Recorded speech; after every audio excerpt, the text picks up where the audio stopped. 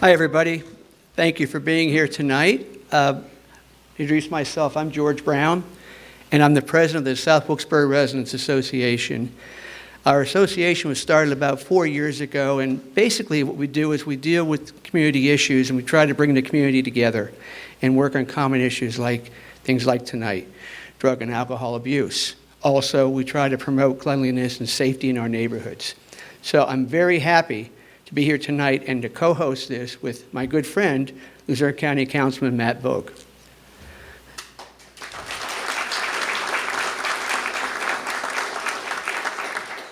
Now, I do want to say a couple of things before we get started. There are certain people that helped to make tonight possible. And I'd like to acknowledge Wico, Joe Boylan, and Ahmad Ali from the Luzerne, Greater Wilkes-Barre Chamber of Business and Industry. Through their efforts, we're able to use this facility tonight, and it's a beautiful facility, so I really thank them for letting us use this tonight.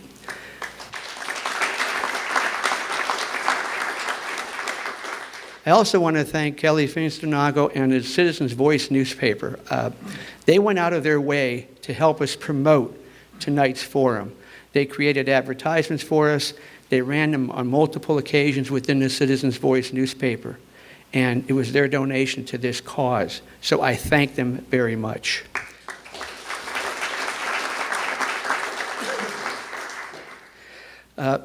Also, I think without you folks coming out here tonight on a beautiful evening, you could be cooking out or doing something else.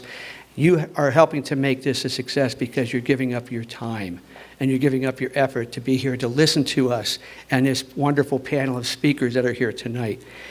Each of these people tonight on the panel, in some way, is touched either in their personal life or their professional life with drugs or alcohol abuse. And I thank them for being here tonight. They're people that are giving up their time also. I'd like to introduce them tonight for you. First of all, I want to introduce my co-host, Luzerne County Councilman Matt Vough. We have Luzerne County District Attorney Stephanie Salavantis. We have Mr. Greg Griffin of the Citizens Opioid Committee of Luzerne County. We also have the Honorable Michael T. Vough, who is Judge of Luzerne County Common Pleas Court.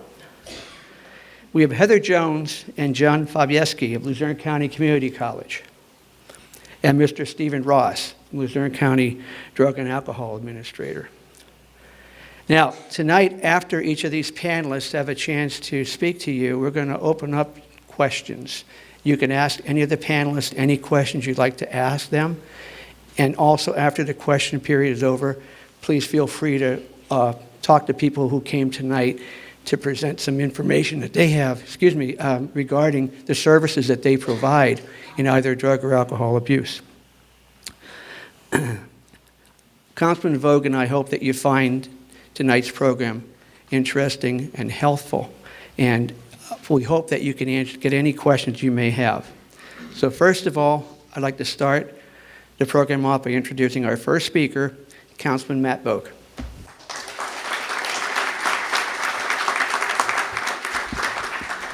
Thank you, George, and thank you to everyone for being here tonight. I want to extend a thank you to George for helping me put this together. I definitely couldn't have done it myself, so thank you so much. First off, at the beginning of this year, I started at a council meeting saying that I wanted to help fight the opioid epidemic, and I didn't know what I wanted to do or how I could help. So I started meeting with different people from across the county, different agencies, and firstly, I needed to educate myself. It was amazing how much I didn't know, and that's kind of why I hosted this forum tonight. There's a lot of people out there that don't know everything that's going on, and this is the perfect forum to do that. So I had one in DuPont in early April. I'm hosting this one tonight, and there's going to be more and more throughout the county moving forward. So the two things that I've been focusing on is, like I said, the first thing is education, educating the public of all the great services that we have, and then educating myself in ways that I can help the community. And the second part I've been focusing on are positive stories. The world is negative enough out there that we don't need to hear any more negative stories. So I've been focusing on the success stories from those in recovery. I feel like if people suffering hear those recovery stories, they might go get the help that they need as well. So we're going to hear some of those stories tonight as well, but I thank you all for coming. And we're going to start with Stephanie Salvantis.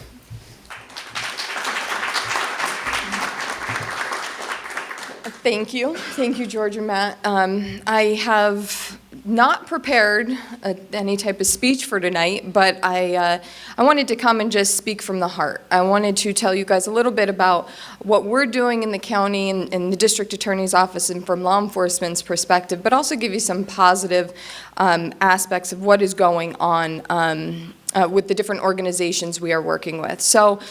Back in 2016, we took over the Drug Task Force, and thankfully we have I will point him out because he loves to be pointed out, our Drug Task Force Coordinator, Dan Mimna. Dan, will you stand up and wave to everybody? So in 2016, Dan and I started working with the Drug Task Force and really looking at the communities and focusing on efforts where we could put law enforcement and put the resources into law enforcement's hands to be able to address the drugs being sold in their communities and what is going on, the chaos that's going on in neighborhoods with the sale of drugs and the overdoses we are seeing. So Dan has been doing a wonderful job working with all of our police departments, including federal, state, local, and county, to try to make sure that we are putting all the resources in the hands of the people that need it. That's one aspect. On another level, we are working with different agencies and trying to make sure that law enforcement is aware of the opportunities that are out there for those who are suffering from substance abuse.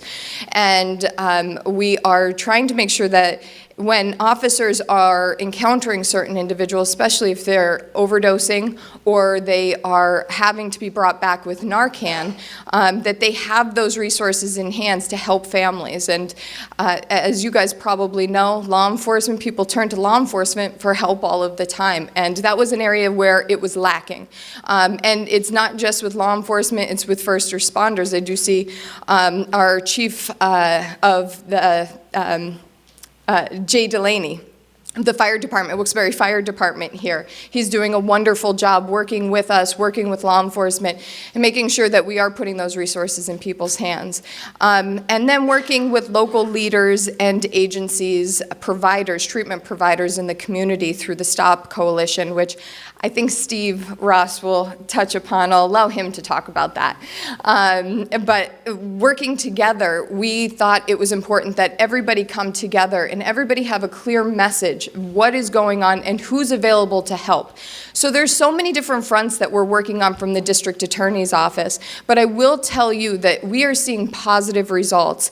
Last year, the focus was on the epidemic going into this year, but because of the work that we are doing, we are seeing that less people are overdosing and dying, that we are administering Narcan more often and saving lives. So far this year, we are down almost 40 overdose fatalities compared to last year. That is huge. We've been increasing every year, so we're looking at a decrease this year, and it's because of the hard work that everybody here and throughout the community have been doing. So I swore I was going to keep it short and sweet. With that, I'm going to wait for questions. I'm sure we'll have a lot, but thank you. Thank you again for inviting me here.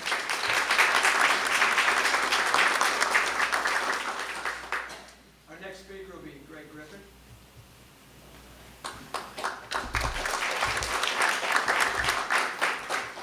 Hello, everyone. Just want to thank all of you for coming, and it takes a lot for you to plan a day and to get here and get a parking spot, and you're to be commended, because there's a lot of other places people would rather be. It's a distressing issue we're talking about, the opioid epidemic. And I want to thank George and Matt for setting us all up. And of course, I'm Greg Griffin, and I'm a member of a survivors group, and primarily it's just parents who've lost their kids to drug overdoses. And Pam Elliott is here, and she lost her son Thomas, and Pam Doherty's here, and she lost her daughter Michaeline.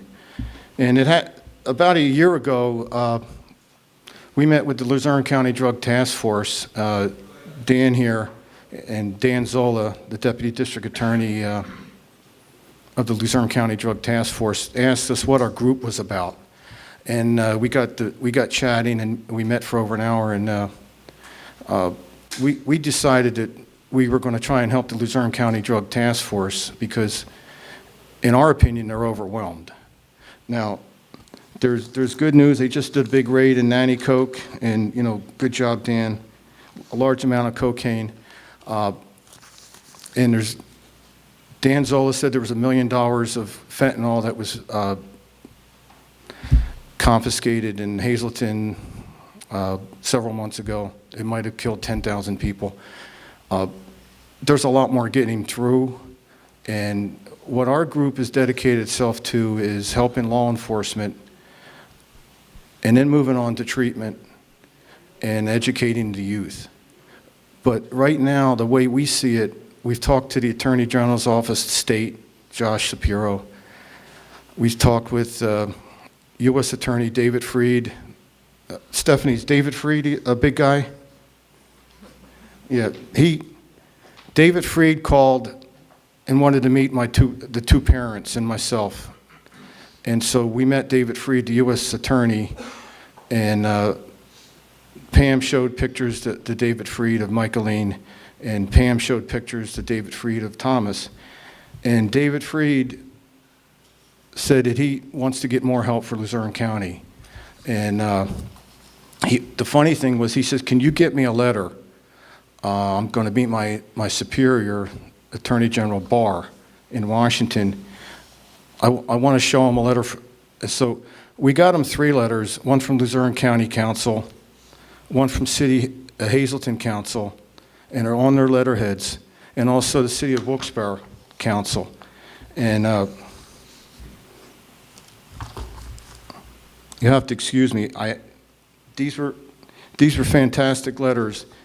David Freed took these letters to Washington and gave it to Attorney General. And these 3 letters with 22 signatures on it from the 3 councils asked for a federal drug task force for Luzerne County. And we look at it as law enforcement's barely holding the line. And unless law enforcement gets the help they need with a fully funded federal drug task force, it's going to get worse. And the treatment programs won't have time to kick in because the addicted people are getting approached by the dealers as they're on their treatments, and we're losing people in treatment. So, and also they're trying to get to the junior high school kids. And so if that happens, it's really going to be over. But anyway, David Freed got these 3 letters, and you have to forgive me. I'm going to read the letters, the names of the who signed it. Luzerne County Council: Tim McGinley, Eugene Kelleher, Patrick Bilbo, Harry Haas, Linda Hawk, Chris Perry, Sheila Sedman, Robert Cheney, Matt Vogue, Steve Urban, Jane Watkis, Wilkes-Barre Council, Mike Belisco, thanks Mike, Bill Barrett's here, Mike Merritt, Tony Brooks, Beth Gilbert, Hazleton Council, Robert Gavio, Allison Barletta, Anthony Colombo, Gene Mope, and Congressman Cartwright also wrote a letter to U.S. Attorney Freed, who handed it to his superior.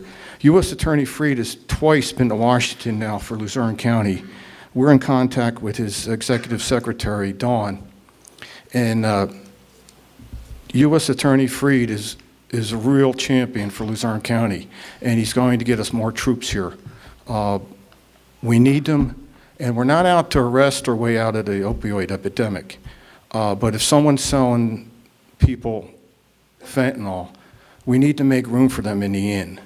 So that's what our group is about, and we're working closely with the Luzerne County Drug Task Force, and the parents that are in our group, they know the drug dealers that provided their kids with the drugs, but they can't get charged, and that's an awful thing.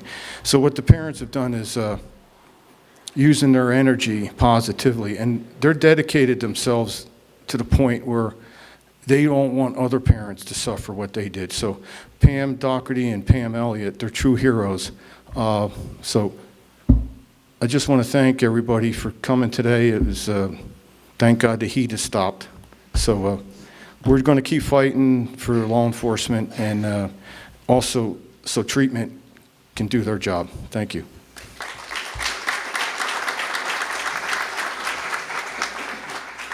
Thanks, Greg. We're going to help you keep the fight going. Our next speaker is the Honorable Michael T. Vough.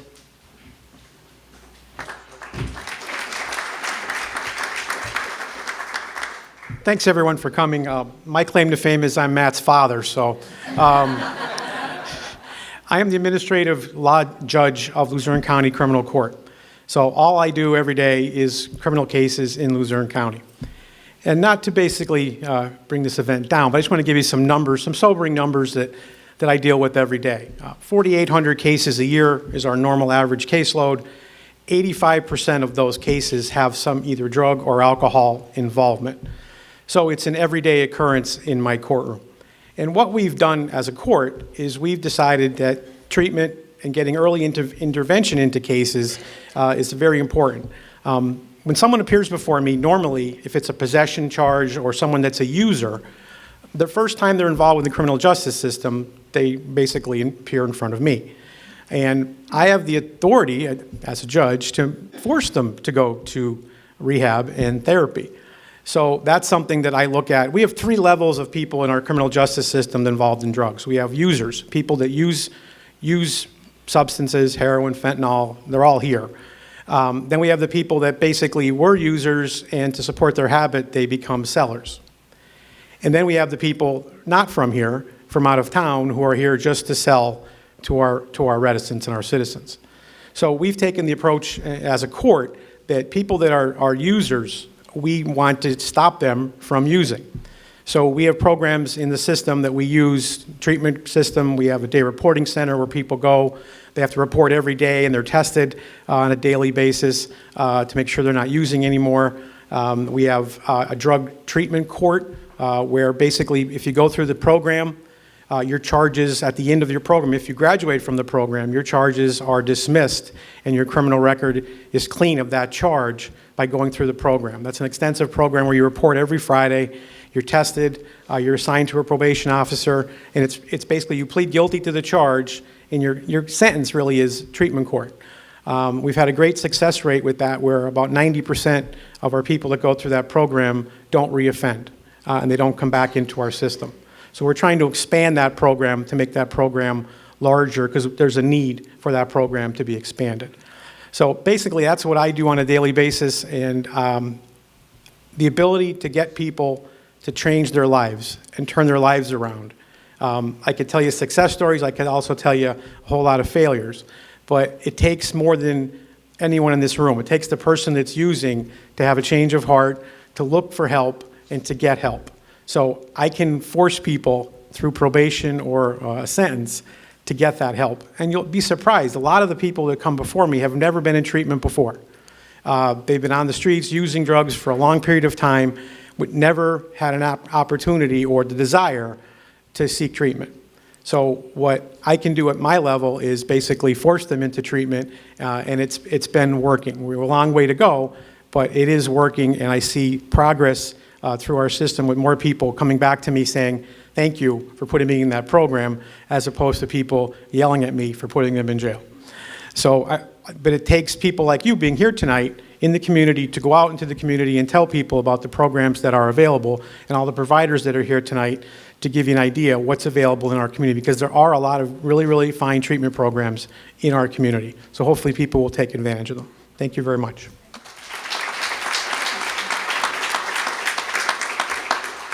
Thank you, Your Honor. Our next 2 speakers hold a special place in my heart because I'm a trustee at Luzerne County Community College, and they're coming tonight to speak about a program that the community college has started. If I'm not mistaken, it's the only one in the state. Is that correct, Heather? So I'm very proud of that. Heather Jones, John Fabieski. I'm Heather Jones from Luzerne County Community College. I did bring a little bit of notes here just so that I get a little nervous still talking in front of people. At Luzerne County Community College, we really take pride in supporting our students and our community.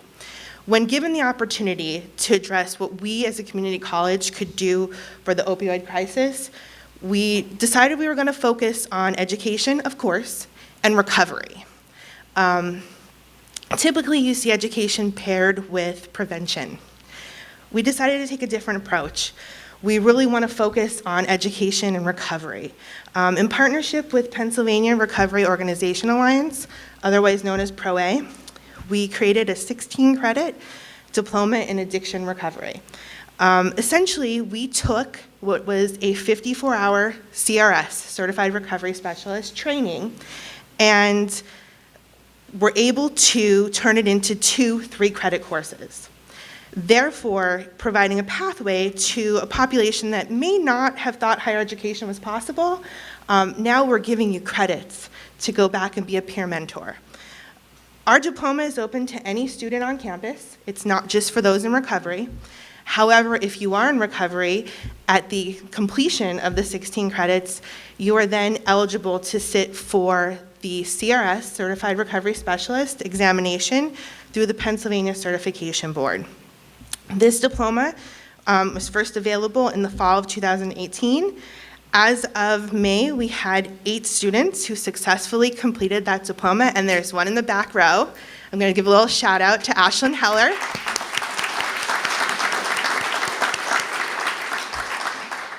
And when George had mentioned being the first in the state, we were the first in the state that took a training and turned it into a diploma. So again, we're looking to maintain recovery, helping individuals maintain that recovery through education. And that's our primary goal. Again, focusing on recovery. And now I am going to shift over to John, who is one of my graduate students that graduated from our Human Services program. He is a certified recovery specialist. I'll let him take it from there.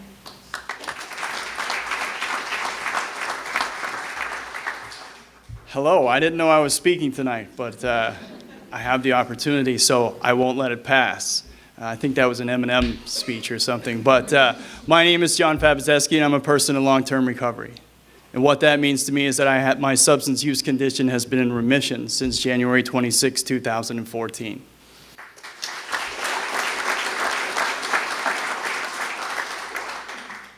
Can everybody do this? On January 26, 2014, I no longer wanted to feel that. I didn't want to feel air in my lungs. I didn't want to take another breath.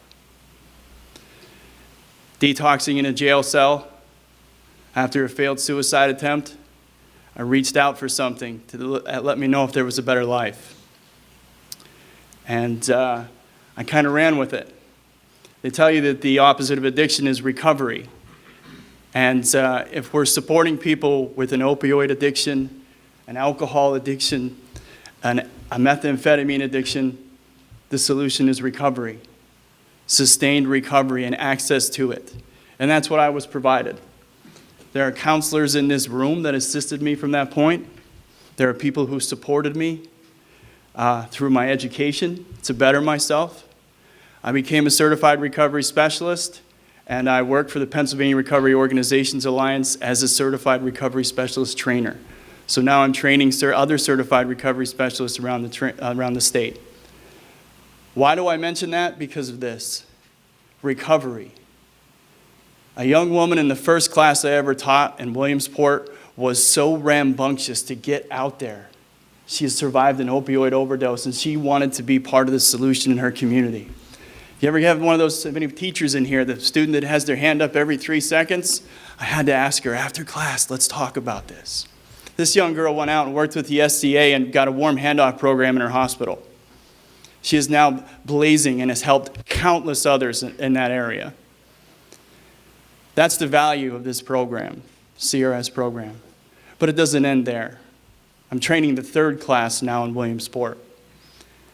And a woman who was 63 years of age came to me and said a young lady in that hospital emergency room was dispatched to her and helped her get into recovery. A certified recovery specialist.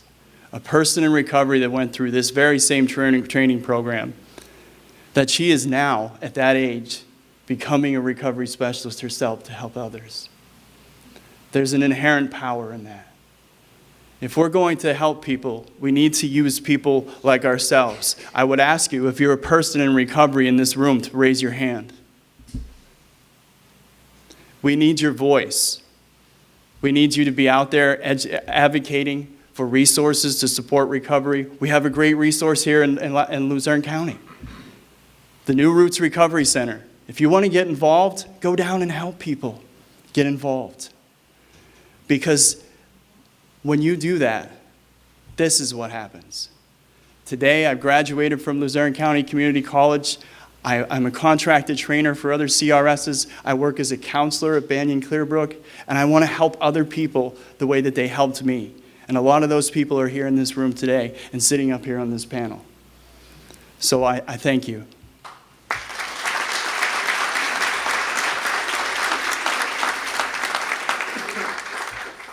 John, thank you for sharing your story. It's valuable. And the first time I heard his story, I almost cried. I'll be honest with you. It was amazing. And when he offered to be here tonight, I was just so happy that he could be here. Our last speaker is Mr. Stephen Ross, Administrator, Luzerne County Drug and Alcohol. Thank you and good evening. I'd like to first start off by thanking Councilman Vough for his desire, his passion, and his emphasis on putting these venues together. I'd like to also thank our other speakers, but I'd more importantly like to thank each and every one of you for being here tonight. You are more a part of the solution to this problem than you probably realize. So my name's Steve Ross. I'm the director of the Luzerne County Drug and Alcohol Program. We are what's called an SCA, or a single county authority, charged under the Pennsylvania Department of Drug and Alcohol Programs to conduct ongoing needs assessments and install a provision of services across the counties of Luzerne and Wyoming that address every level of service across the full continuum of care. So that's what we do. Most of what we do is through contracted providers, but we assure that every level of care across the full continuum is there for treatment and prevention. So needless to say, we were feverishly put into this opioid crisis for a number of years now. And several years ago, when we kept hitting higher numbers of deaths year after year, people started coming to me and they were saying, what are you doing to solve the opioid crisis? They were coming to the district attorney and saying, what are you doing to solve the opioid crisis? It's not something that one particular person or one particular organization is going to solve. This is something that needs everybody's input. So I reached out to the district attorney and I said, how could we collaborate better together on this? How could we combine our forces? So that's exactly what we did. We created an opiate coalition here in Luzerne County called the Stop Coalition. We brought together 35 members that represent all facets of the community. We have the courts on board. We have the warden there. We have the coroner there. We have the SCA there. We have the district attorney there. We have law enforcement. We have hospitals. We have pharmacists. We have treatment providers. We have prevention providers. We have doctors. And we brought everybody together and we said, what's it going to take to solve this crisis? And so we went through an exercise and we came up with a list of, we thought what the goals were that was going to take to solve this crisis in our geographic boundaries. From those goals, we created a 3-year strategic plan with 7 different subcommittees and assigned each subcommittee the different goals to tackle. We all know the story of the opioid epidemic. It started back in the 90s with, the introduction of the American Medical Society introducing pain as an additional vital sign, and Big Pharma rode in on their backs with the opioid-based prescription painkillers. That with fentanyl, the introduction of fentanyl, the stars collided and we find ourselves in the middle of this process.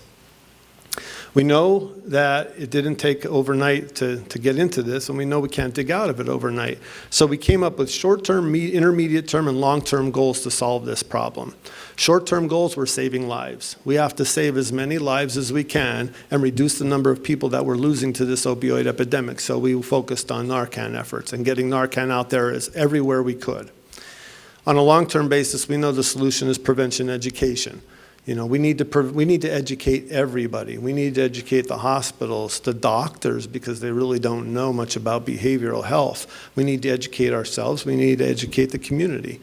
And on an intermediate term basis, there's things that we're doing and looking at different treatment modalities like medication-assisted treatment and ensuring that we're employing best practices with that so that we don't create another problem for a future generation. So we put together a Stop Coalition, and we started working together. Councilman Vough asked for some positive stories, so I'm going to give you some. I believe that the opioid epidemic is starting to soften. We are seeing our numbers come down. 2 years ago, of the over 500 people that we put through our case management unit who needed detox and rehab services, 68% of them reported heroin as their primary drug of choice. Of that pot of people, no pun intended, 75% of those folks reported that they started using heroin as a direct result of their abuse of opioid prescription painkillers. That's a pretty staggering number, right? 68% 2 years ago. Last year it dropped to 56%. We're still gathering our statistics. Our fiscal year closed on June 30th, but we know that those numbers are coming down even further. Our office supplies my good friend Chief Jay Delaney at the Wilkes-Barre Fire Department with Narcan, and he gives me periodic updates on how much Narcan he's using. He's using less Narcan reviving people there than he has in the last 5 years. We are seeing these numbers come down. We have warm handoff protocols in our hospitals. On a call yesterday, we reviewed the data, and the last 3 months we put 53 people from the ER directly into treatment. Of those 53 people, only 16 of them, heroin was their primary drug of choice. That's less than 30, that's 30%. So the numbers, the heroin numbers are coming down. I'm kind of confident that we're seeing that trend. I hope that, Stephanie talked about the number of drugs, the overdose deaths being down. I'm confident that we're going to continue to see this trend. I think it's because of the relationships that we've built. And here's the kicker with this. We're here for an opioid awareness forum. I would like us to stop focusing so much on the word opioid and start looking at substance use disorder as a whole. Because as these numbers come down, we're seeing this in the Midwest part of the country where the heroin epidemic has softened, and now they're in the middle of a methamphetamine epidemic. There is always going to be a drug of choice, and we've seen it cycle over decades. And when this opioid epidemic softens, we're going to be involved in something else. I always look for the silver linings in the cloud, and here's what I look for. I have been involved with the SCA for 21 years. I have never seen, like I have in the last 3 years, people coming together and shaking hands and collaboratively working together. We have a relationship with the district attorney where we have a pre-arrest diversion initiative in Luzerne County. That's getting people, instead of being arrested, we're putting them into treatment. All of those kind of efforts, our warm handoff protocols in the hospitals, that's been a difficult task, but we are gaining relationships with the hospitals, and it's working more and more every day. So as we embrace these relationships, I think it's important that we strengthen those relationships in hopes that as this opioid epidemic wanes, and it will, that we'll be better able to treat addiction as a disease no matter what the drug of choice is. We need to realize that addiction is a disease and to be there for those people. And I'm confident that some of the relationships that we've built we're going to be better aimed at doing that than we ever have before. So thank you for your support, and thank you for having me tonight.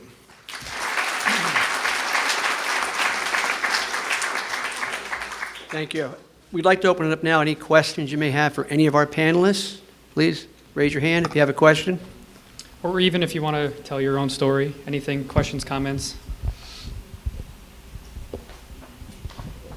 My son is an addict.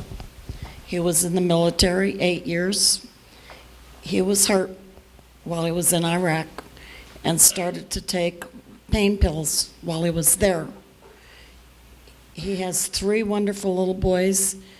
Through the VA, he tried to get help when he came home for his pain, but the pain pills, they stopped, and then he went into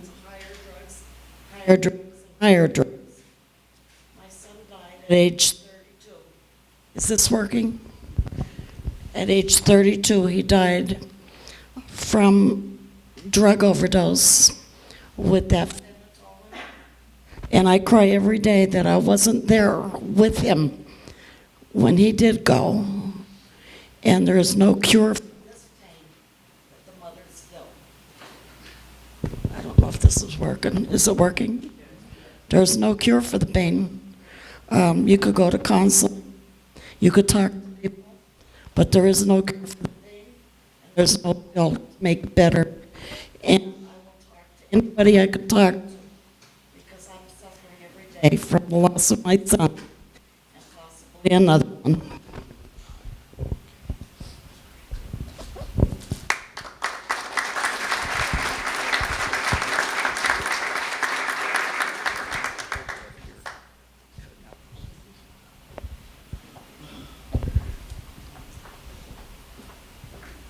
Thank you, Matt. How you doing? My name's AJ Balcones. Matt Voy has been kind enough to invite me here tonight. We've been talking on Facebook, and I'm very pleased to see that he is aware of the opiate epidemic that is suffering so many of our people in this county and across the country. And I could come in front of you today saying that I am over 5 years clean.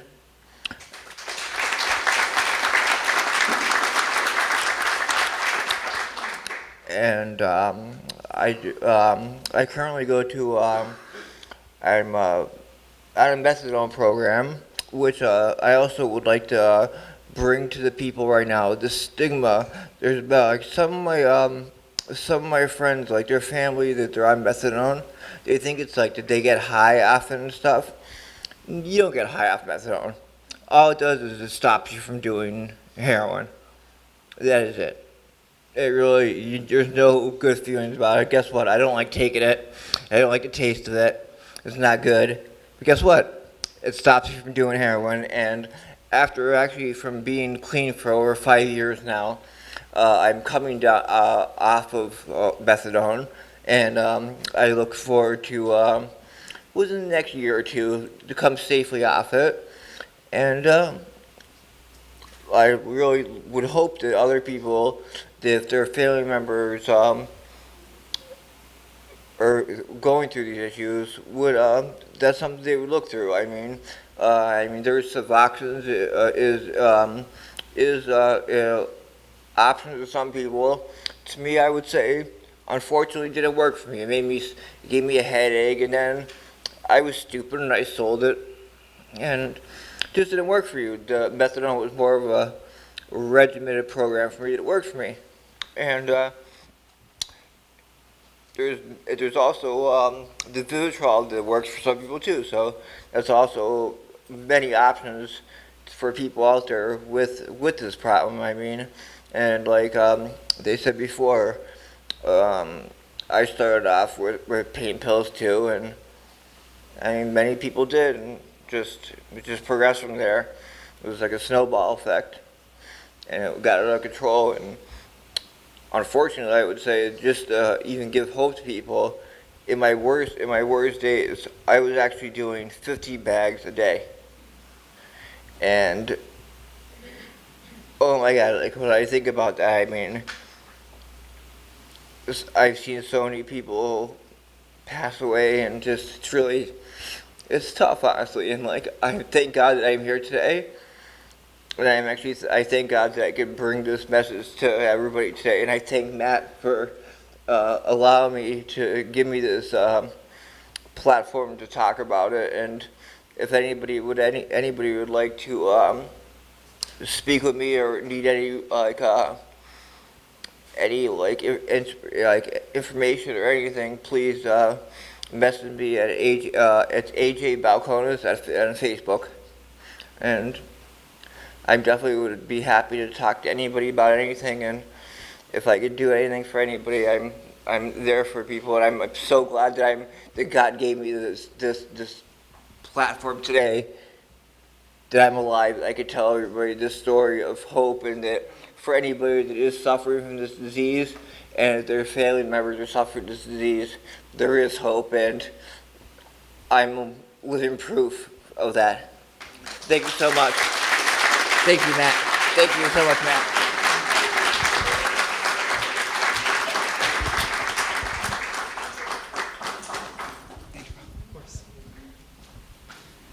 Yes, Bonnie. I'd like to address Judge Vough.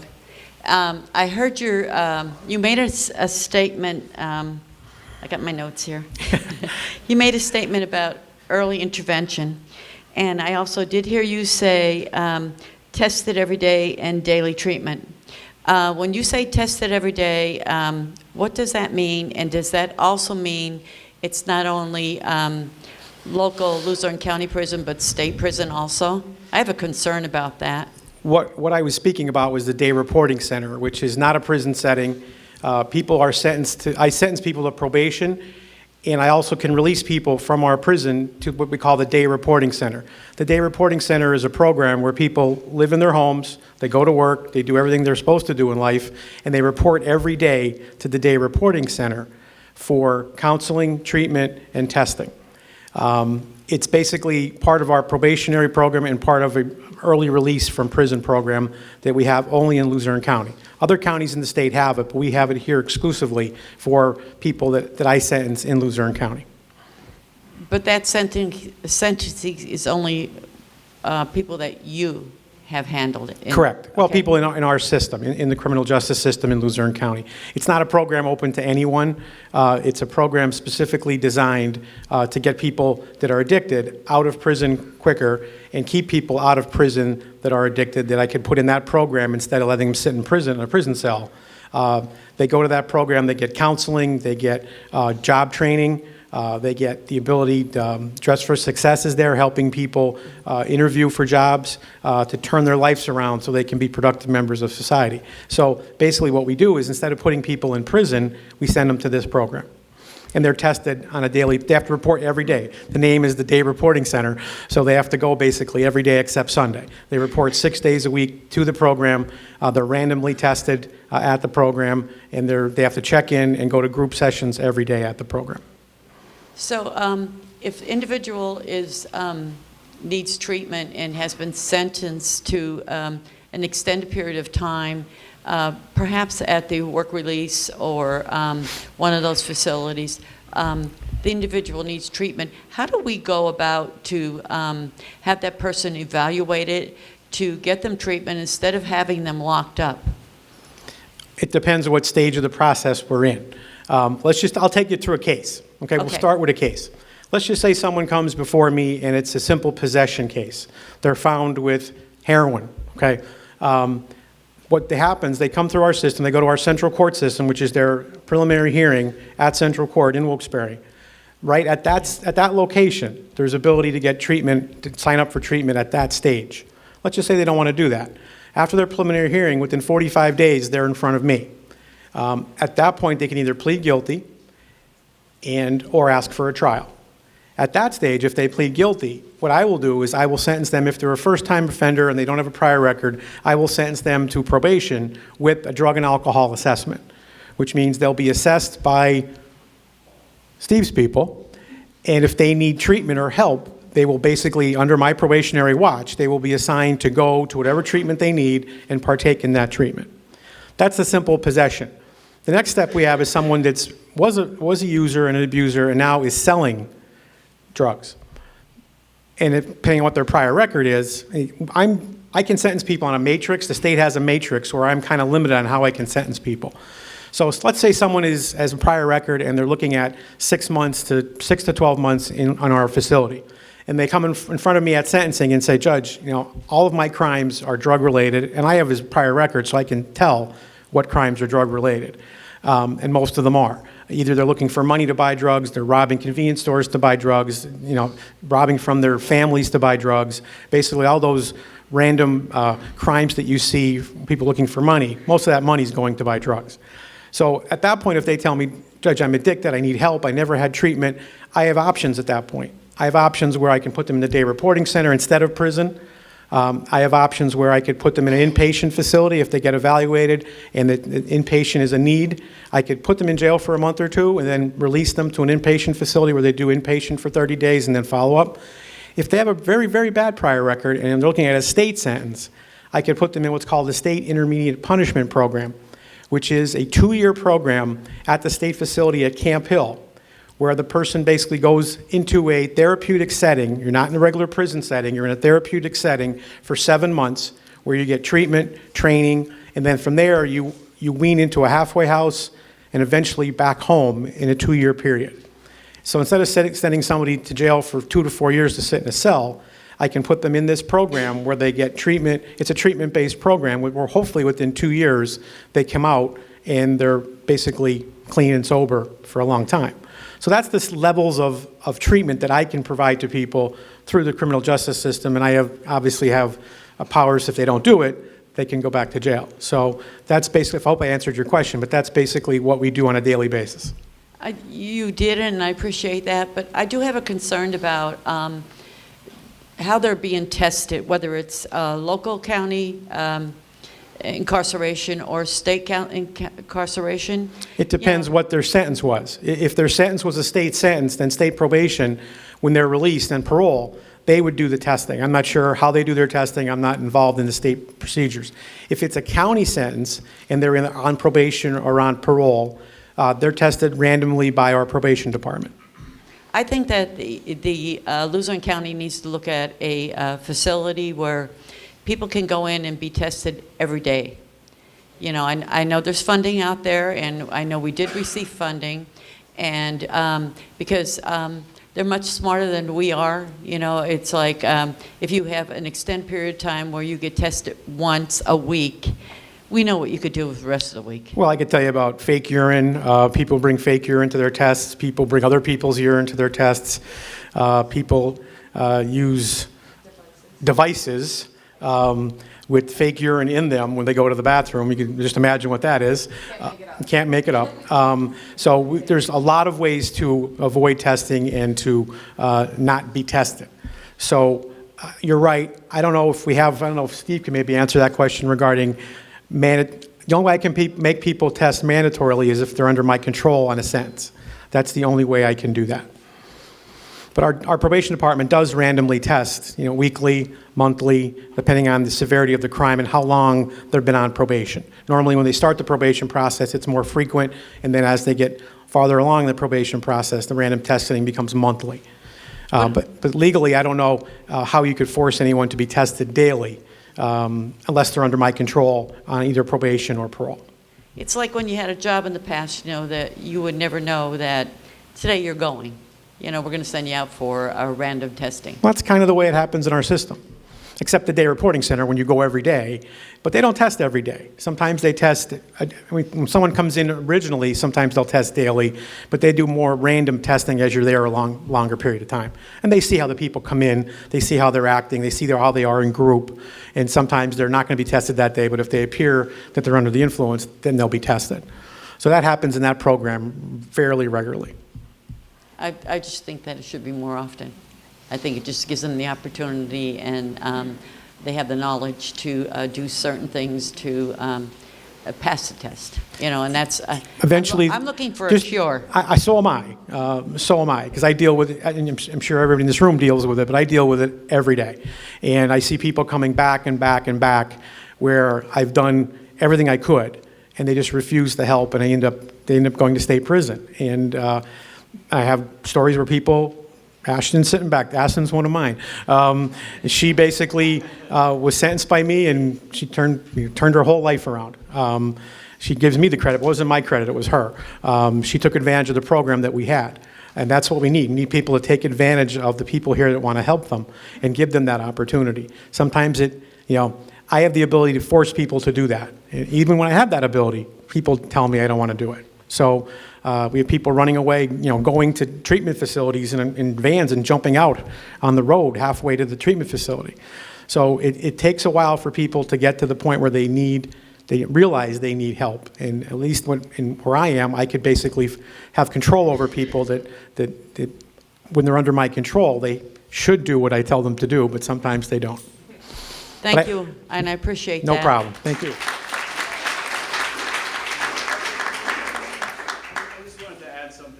Judge had to say.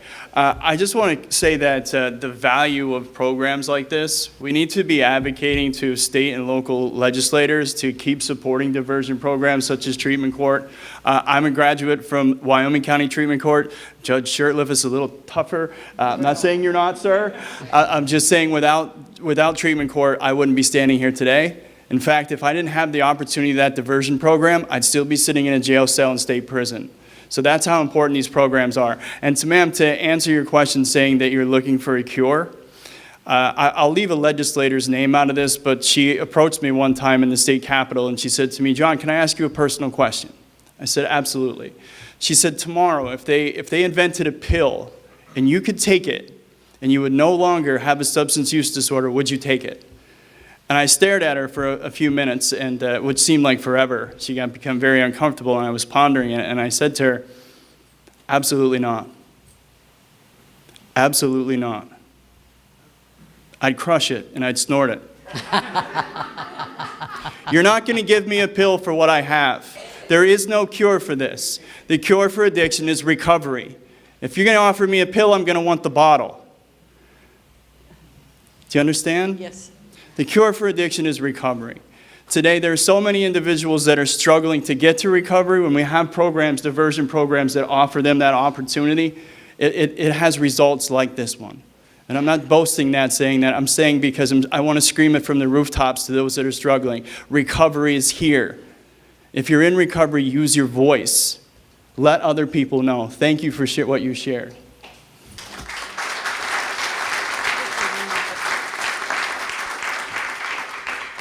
I'd like to say one more thing. Steve, I'm going to say it to you again. Thank you very much for listening to me, paying attention to me, and giving me direction where I could get help. I appreciate that.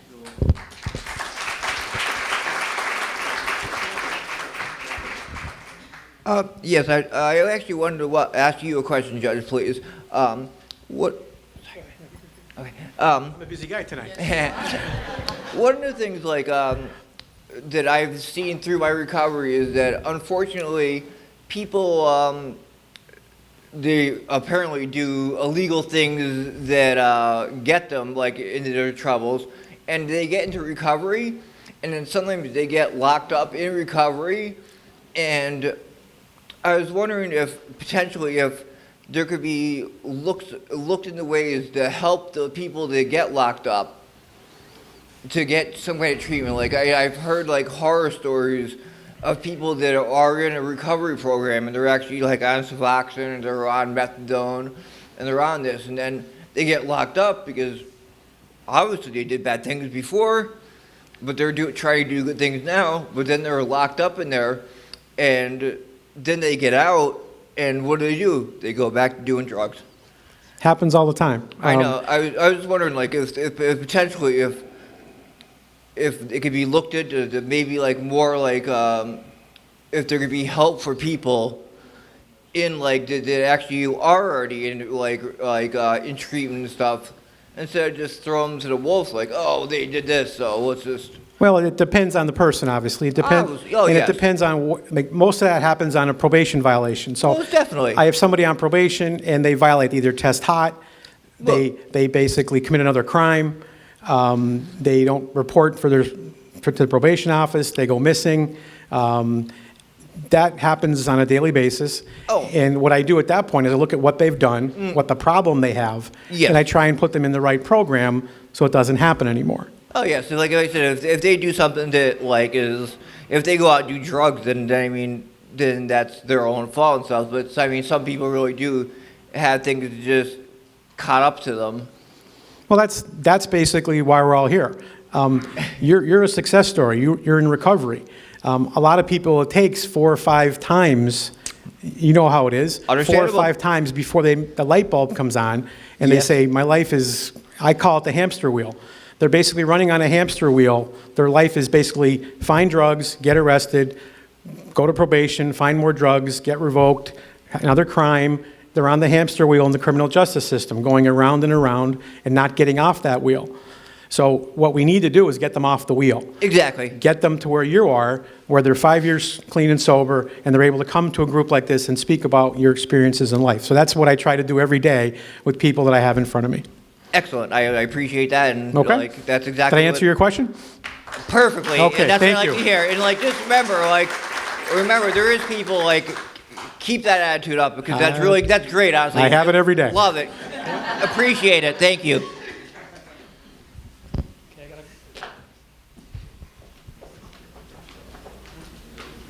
Thank you. Yeah, I think this is a question for Steve, I think. I'm a disabled veteran, and after many years, going back to, 15, 16 years ago, I was given morphine as my pain management course. And it really got disturbing, because at one point when I was 48 years old, I was taking as much as 300 or 400 milligrams of morphine a day. And I try to get different alternatives, things to get me off the morphine. The doctor just told me, point blank, you have to accept the fact you're going to be on pain management the rest of your life. I didn't want to accept that. And it took me a year and a half to get off it through withdrawals and through all sorts of tedious problems. I got into bodybuilding, weightlifting, and all this. My pain's virtually gone because of this. But that wasn't available to me. I had to do it on my own. And the question right now, if you, Steve, or perhaps the battalion chief, a lot of people are getting on the fentanyl or getting on the heroin because the drug supply was so prevalent and just given away like candy by doctors for so long. Now, I still get acute pain every once in a while. If I try to get morphine now, forget it, you're not going to get it. What about those patients that have been on it that didn't have the chance to get off, and all of a sudden the doctor just cuts them off? They're virtually pushing them into black market. So what are we doing to address that, to get direct to the doctors and say, look, you can't just cut a person off directly. Either put them in a program, taper them off, whatever it might be. Yeah, that's an excellent question, and we see that story over and over again when I talked about that 75% of those 68 people saying that they started using heroin because of their abuse of prescription painkillers. That is the common theme. You know, somebody goes in, and somebody before talked about stigma, you know, and that's another one of my hopes that through this opioid crisis that we're able to reduce the stigma associated with addiction and recognize that it could be any one of us in this room. It's not that traditional homeless person that we think of under the bridge. It's the stay-at-home mom and the soccer coach and the college student, any one of us in this room. But getting back to your point, we see the story over and over again. Guy goes in for a gallbladder surgery. He's put on opiate-based prescription painkillers. You know, doc sees that he's abusing them. He cuts them off. Guy starts buying them on the street, $20 a pop. The money runs out. Next thing you know, he's going to a cheaper form of heroin. And now he's addicted, and now we're dealing with the full throes of addiction. So the state recently put a program into place called the PDMP, the Prescription Drug Monitoring Program, because as we're recognizing that the opioid epidemic started with these opioid prescription painkillers, we're doing something to control it. So the docs are now becoming a little less hesitant to hand them out, or they know that they're being monitored, so they're cutting people off. And when I talked before about our warm handoffs and how we had 13 people, you know, or 16 people of the 53 people in the hospitals that we put through the warm handoff program addicted to heroin, 29 of them were because of alcohol. Our alcohol numbers are skyrocketing because what we're finding is that as the docs cut them off, these people are turning to alcohol to self-medicate their pain. So we do know that that's a problem. You think of it as a water hose. You know, when you turn off the spigot, there's still water that got to get from the spigot to the end of the hose. That's what we're dealing with now. As the PDMP is controlling this, that's good, but we've got a number of people that are being cut off in that flow. And I think what we need to do is we need to get back and we need to educate the hospitals and the doctors. Some of that is what we're doing through our STOP Coalition. We have a woman by the name of Tenya Verkaitis, who's the director of the Luzerne and Lackawanna County Medical Society, who's on our STOP Coalition, and we're putting efforts on to go into the hospitals and educate these doctors. I was on a forum about 3 weeks ago in Hazleton with a orthopedic surgeon from Lehigh Valley Hospital, and he said, I stopped using all of them. I don't use opioid prescription painkillers anymore. We don't need to. There are alternative methods of dealing with pain. There are combinations of ibuprofen, acetaminophen, and other things that we can do to control somebody's pain rather than relying on opiates. So I'm sorry that's not happening fast enough, but you know there are measures that are out there to educate the hospital people and get them to comply with this and realize that people are dealing with withdrawal. No, and I appreciate it. And I could see it myself personally starting to happen, as you know. And I don't know if it's appropriate, if I can mention this, but you know, the Lord has blessed me to be the owner of a new company, Enterprise Medical Solutions. And if there are any physicians here or rehab administrators, I'm hosting an event tomorrow evening that actually addresses a lot of that as well. But you know, alternatives to opioids and for withdrawals. So if anyone's interested in that, please come see me. It's going to be tomorrow evening. It's coming. It's just not coming fast enough. I agree. Exactly. And can I just say, I just want to add to that too. It's important to note that Dan, myself, the U.S. Attorney Dave Freed, and local medical providers, doctors, MAT providers, dentists, who else is at the table? Pharmacists. We have so many different professionals coming to the table. We have a private discussion, and it's really with law enforcement to say, okay, we need to share with you, medical providers, this is what we're doing. We're not out to get you, and that's sort of the mentality. Law enforcement's out to get us. They're going to arrest us if we give people medication. And so we're trying to bring everybody to the table and say that is not the case. We're trying to protect the community. We're trying to make sure those who are overprescribing are held accountable. But we want to work with our local medical providers and make sure that they understand what everybody's seeing throughout the county as well and throughout the state. And so it has been a wonderful discussion. Steve will be at the next meeting, we promise. Dan won't forget. And we're all going to have another meeting, I think it's late August, correct, Dan? Where we're all coming together and we're going to continue the discussions. And it was actually interesting. This will be our second meeting. The first meeting after we left, we got such rave reviews from the doctors. They said, we want to keep this. We want to keep this going, and we want to actually put a list together of things that we can achieve together. So it's a lot of positive things. There are a lot of positive things people don't know about that have never been done before that are happening here in Luzerne County. And if you talk to Dave Freed, I know Greg talked a lot about him, but if you talk to Dave Freed, he says Luzerne County is really one of those counties that is going above and beyond when it comes to this epidemic and everybody working together. So I wanted to share that as well with you. I don't want to blame the doctors, but it was recently said that a doctor in his 8 years of education has to go through a 4-hour class on addiction. That's what they understand when it comes to behavioral health, okay? Again, I think the opioid epidemic, if we look for that silver lining in the cloud, if we look to our Stop Coalition and what we've done, we've begun to bridge physical health and behavioral health. And again, in the long run, my hope is that we're going to be so much better off in treating addiction.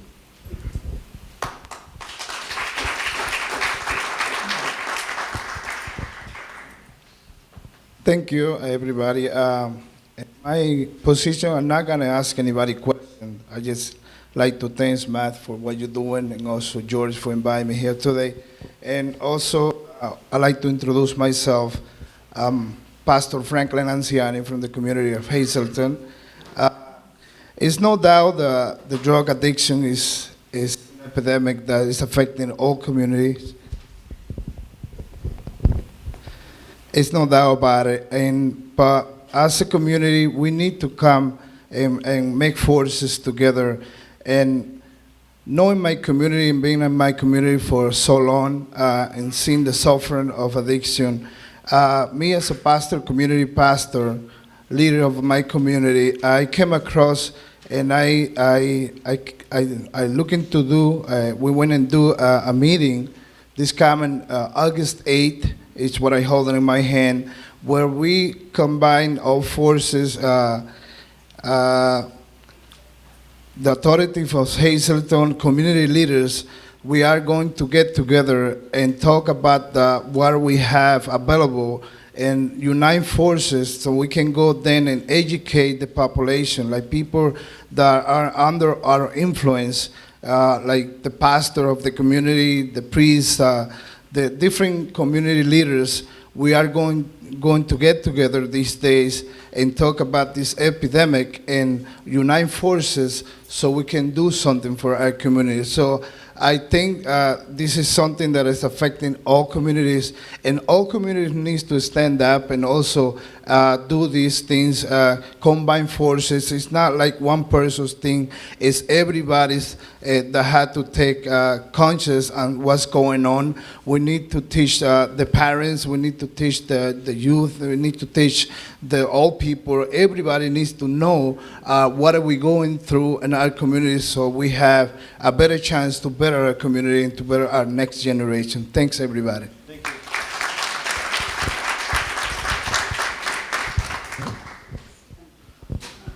Hi, my name is Steve Cafferson. I'm a psychiatrist, and I've been involved with behavioral health services in Wyoming Valley for well over 40 years. And one issue I wanted to bring up was the dual diagnosis, now called co-occurring disorders, mental health, and drug and alcohol.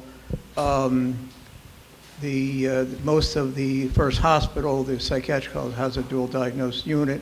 Most rehabs today do have psychiatric involvement, so they're having psychiatrists involved in treating patients in rehab also. In my private practice, I use Suboxone for those patients. I think it's appropriate, and they were very, very successful in treating with Suboxone and psychotropic medications.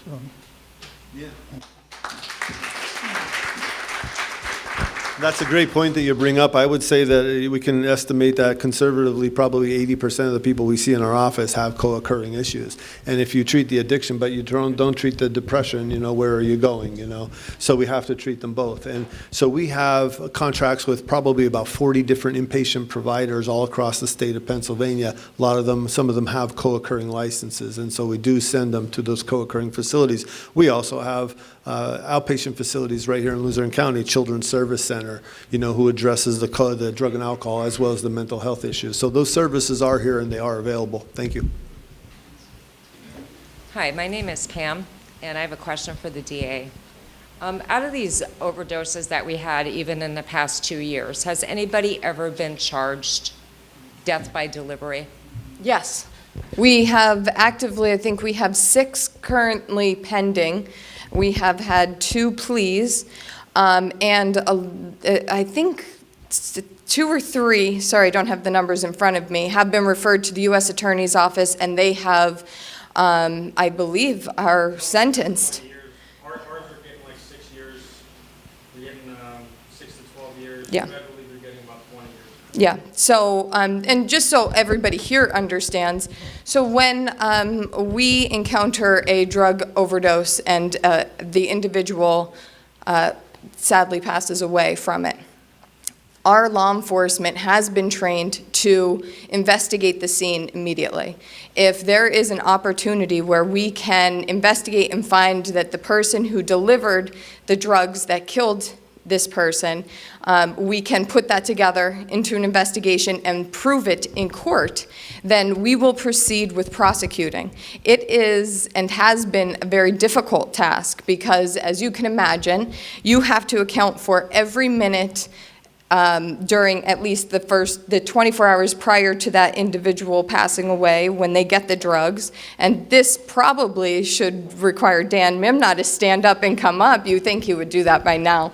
But as the investigator for all of these cases, it's been very difficult because we have to prove that these drugs that this individual took killed this individual. And it's very hard, especially when there are multiple substances within the individual system that has been challenged in courts, and they find we need a pathologist to say it's this drug that definitely killed this individual.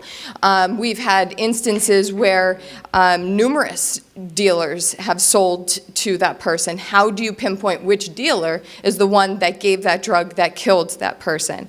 And then going back to accounting for the entire day, we look at cell phone records, we look at camera systems throughout the neighborhoods. We try to look at as much as we can to put the entire picture together. And those are it just gives you a little bit of a glimpse of what law enforcement has to do in order to look at prosecuting these cases. And Dan, I'll pass it to you. So I'll give you an example. We just had a case, somebody died up Wilkes-Barre, Scranton, the Penn State campus up there, one of the apartments, they overdosed. We have the dealer on video going into the place. We have the dealer coming out of the place. We have the timeline every second of it. We sent the packaging on the deceased body, the heroin packaging, to the lab. The lab got the fingerprints on the packaging of the person that delivered it. We can't arrest that person for death by delivery resulting in death. Here's why. Because it was a polyform case. He had other drugs in his body. I called Dr. Ross up, who does our autopsies, and it's a simple question. Dr. Ross, can you testify that the fentanyl killed him? I absolutely cannot. Did the fentanyl kill him? Probably, but there's other drugs in his body. So the defense is, if this person didn't have the other drugs in his body, would the fentanyl have killed him? Right? Now there's a solid case that we can't prosecute, and it happens all the time. And mostly every case in Luzerne County is a poly case. That's what I'm finding out. Well, it depends on the From my pain management doctor, almost every single case in the county is a polyfarm Many case. of them are. So it depends on the polyfarm, right? If it's marijuana Right. and fentanyl, we could prosecute that, right? Okay, but wait a second. When you go into a place and you're testing somebody, how do you know exactly what is in their system if their tox reports are not even back yet? Because So- it takes about 2.5 months So, to 3 right, months so I for can explain something that. to come So back. when the coroner takes the deceased in, they pull urine from the deceased, Right. and there's a test done right there. We have the test results back within 24 hours. Now, they also send blood in, Right. okay? That blood takes weeks to come back. So we have to rely on, so the initial test, a lot of times the initial test will say cocaine, alcohol, fentanyl, right? Right. Now, if you have cocaine and alcohol and fentanyl in the system, you're done. Because cocaine and alcohol, that in itself could kill you. Okay? Now you mix the fentanyl in it, you're done. It's a polyfarm case. Okay? So that's the answer to your question. We know the results within 24 hours. Now, more detailed results come in the blood test. Right. But we do have results from the urine within 24 hours. Now, I could also tell you, listen, there's cases where if you get a pure hit of fentanyl, you're dead before you hit the floor. Okay, that fentanyl didn't even process to your system yet. It doesn't even come out in your urine. Right. So when they pull the urine from the deceased, maybe marijuana's just in the urine. But we know darn well that the marijuana did not kill that person, right? But it hit them so quick, they got such a powerful hit of it, it didn't hit them yet. So we have to wait for the blood to come in. Okay, so who's the one that calls for an autopsy? Is it the district attorney or is it the coroner? Well, it's the investigators most of the time call me, okay? They'll go through what they have with me. They have 48 hours. A coroner will hold the body for 48 hours. If you need longer, they'll give you longer, okay? But in that 48 hours time, if they have substantial, if the investigator could say, listen, we know who dealt in the drugs and we have a pretty good timeline, we think we might be able to go somewhere with this, then we'll do an autopsy. It's that simple. I'll call the coroner up and say, hey, let's do an autopsy in this one, we're going to pursue this case. But if you could imagine 171 overdose deaths last year, Right. if you do 171 autopsies, you just bankrupted the county. You can't do it. You just bankrupted the county. Nobody's going to pay for 171 autopsies. And that's the hard truth of it. You can't do it, right? So that's like having 171 homicides in Luzerne County and you have to do an autopsy on everybody. So that's the reason for the 48 hours. And you got to remember, the reason for the 48 hours is because a lot of the families want the body back. They want their loved one back. They want to, there's funerals and wakes and stuff like that. So we try to be respectful to the family. And again, if we believe that we need an extra day or two, let's say you need 72 hours, 96 hours, the coroner will hold the body for that long. It all depends on what the investigators have at that point. Anything else while I'm up here?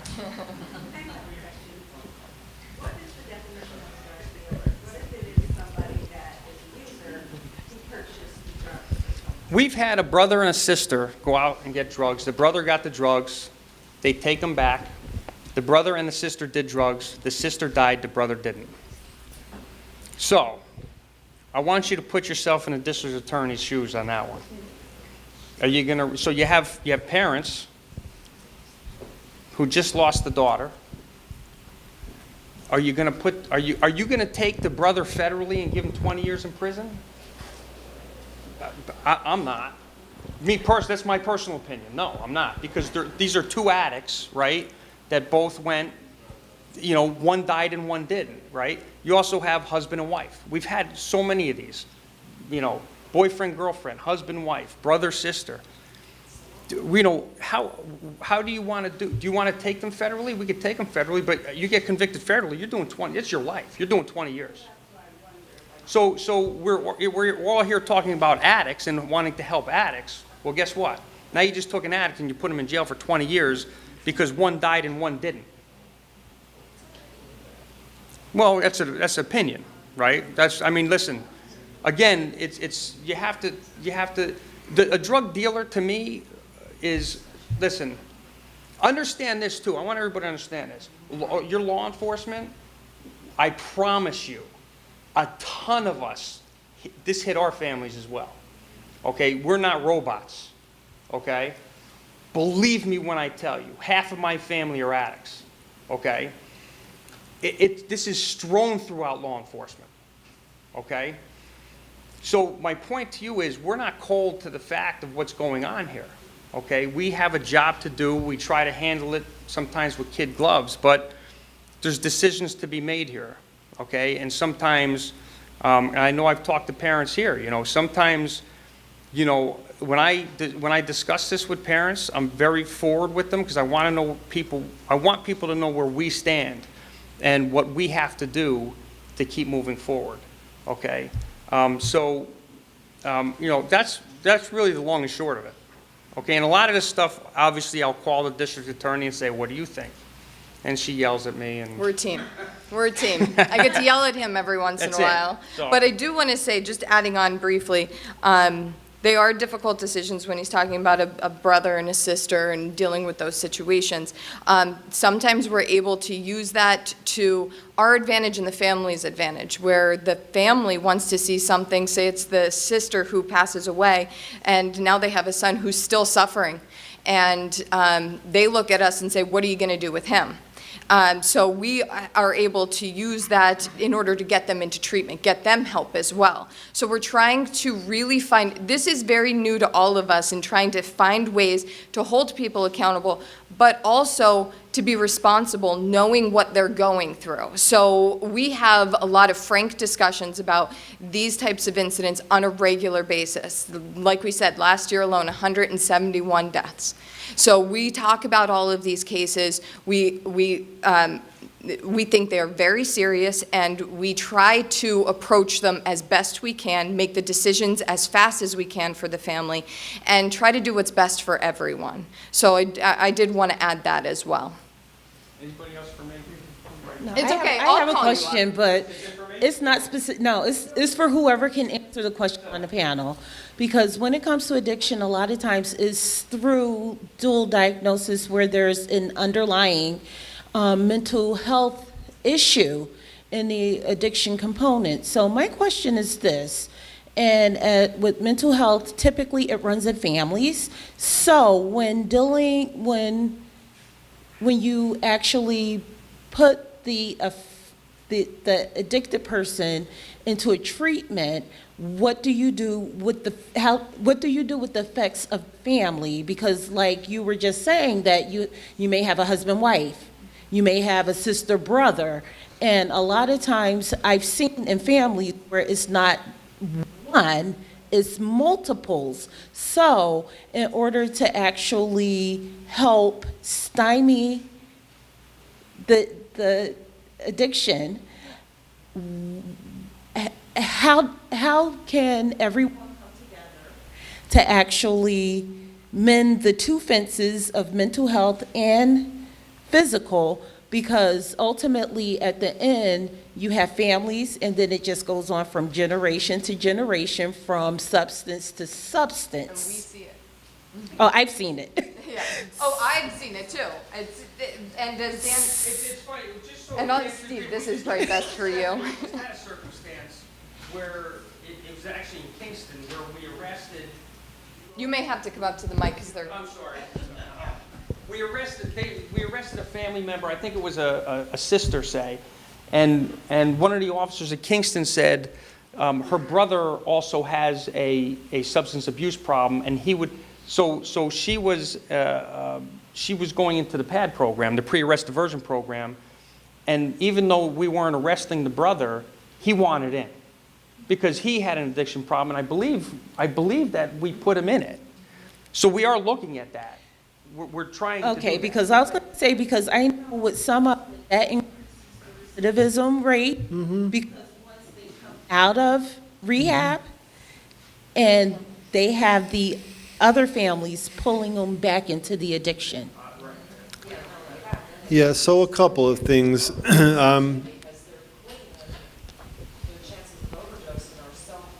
So a couple of things, number one, when we bring somebody in, we use a consistent level of tool or level of placement tool called the ASAM, and we'll pull people in, we'll do an assessment on them. We have to diagnose whether they're, whether the drug and alcohol issue is primary or the mental health issue is primary, and it can go in a couple different directions. But when we've got somebody with an acute drug and alcohol issue that's got coupled with a mental health issue, again, we're going to look to address that. And we have providers across the state on an inpatient basis, and some of them have specialty tracks. We have a provider, Pyramid Hillside out in Stroudsburg, that's got a special trauma track. We have many different varieties of providers. So we're going to send that person to where we believe they're going to get the best possible care. And it's at that treatment facility that they're going to begin to treat not only their addiction, but begin their mental health help as well. And in terms of but that could be a long road, the mental health could be caused by something, a traumatic event when they're young, and just to unearth that at that point in time is not going to be very beneficial, so to getting the addiction under control. So there's a period of steps that need to be taken, and it's through the continuum of care in their treatment facility. When they come out of inpatient, we'll hook them up with an outpatient mental health component as well as a drug and alcohol outpatient component, or Children's Service Center who can do both. So there's a lot of help for that individual and their specific needs. But with regards to your question about sending, that person going back home to a family where there's a lot of dysfunction in that family, yeah, that could be a trigger. And so part of what we offer people is case management services to help deal with their ancillary needs, to help steer the family in the direction of help. Maybe the best course of scenario is for that person not to return to their family, but to return to an independent living situation. So all that can be addressed through case management functions. All those components are there, but again, and part of it is treatment in Pennsylvania is voluntary, and it's up to the client as to what they want, and sometimes they don't want to take the necessary steps, but the ability of services is there to give them everything they need. As far as the family members, there's help for them too. Okay? Okay, this is what we're going to do. So it's already 8:30, and we have a lot of great agencies here. The panel is going to stay here, so if you have questions, you can ask them individually. But we want to open up the other side of the room so that agencies can go. You guys can walk through and learn even more about what they have to offer, okay?